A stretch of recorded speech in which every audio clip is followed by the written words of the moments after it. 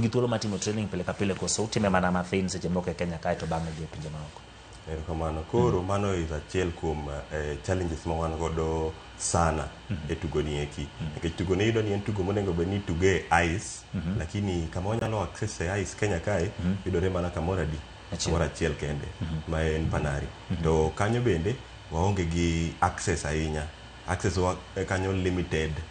Ma kata samoro ka wakwayo ni wadwaro mondo omiwa train kata kanyo to yudo kitamowa.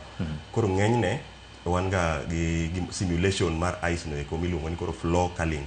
Yudo ka wan gi gik mo tandaruwa moko mogor machalo gi pub no eko, to koro wanyalo pedhe kata kamoro amora ma flat ma smooth kaka floor kamae, then koro jotugo wa train mana kanyo eko. Tamam. Koro mano yudo ka hinyo jotugo kata ka samoro wadhi e championships ma oko, yudo ka gichako championship no at a disadvantage. Opponents wa watugo godo gin jok manigi ice rinks gi eki e pinje gi ma gi train pile ka pile. Koro mano is a very big challenge ne timu mar Kenya kae. Kamano.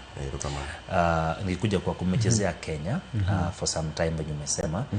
Mmecheza Olympics yenye ilikuwa Beijing. How was it? Ilikuwa aje? The tournament haikuwa mbaya. The first one yenye tulicheza in Canada, in Calgary, in 2022. Na tournament ilikuwa mzuri. Afrika kulikuwa na Nigeria. Nigeria pia inacheza curling. Na game yetu ya Nigeria tulishinda Nigeria.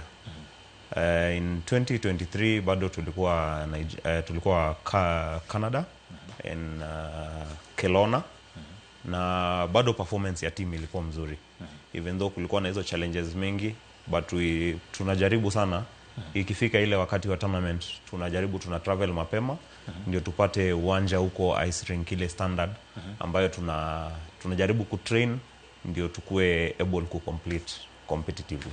Okay, this year mnacheza, najua mnafanya training which